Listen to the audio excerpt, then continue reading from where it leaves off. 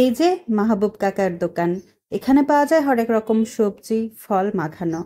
আচ্ছা, লাউ মাখানো। কি অবাক হলেন নাকি শুনে? ভাবছেন কাঁচা লাউ আবার খাওয়া যায় নাকি? হ্যাঁ, খাওয়া যায়। সবাই বেশ মজা করেই খাচ্ছে।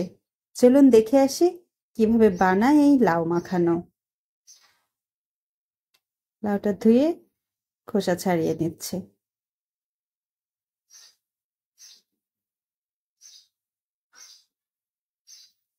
তারপর জাতির মতো সুন্দর কাটার দিয়ে কেটে নিচ্ছে।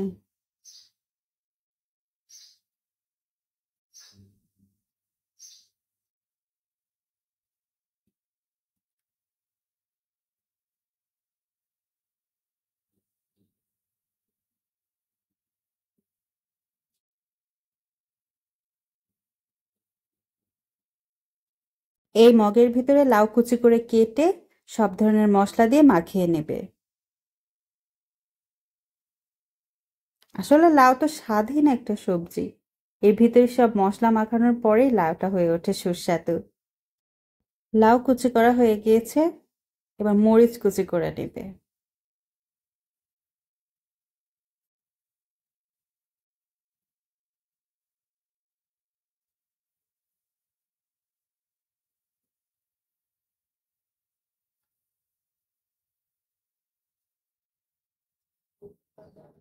মরিচ কুচি হয়ে গেল, এরপর পেঁয়াজ কুচি দিয়ে দিবে।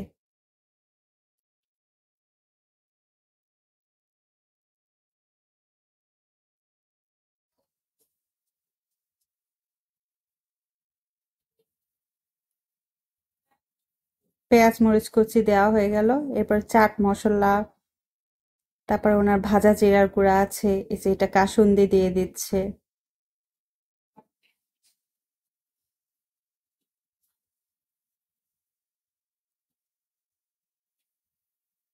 ওনার স্পেশাল এই বানানো, বাড়িতে বানানো এই মশলাগুলো।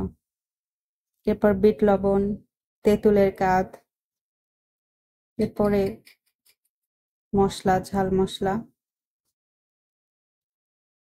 সুন্দর করে মাখিয়ে দিচ্ছে।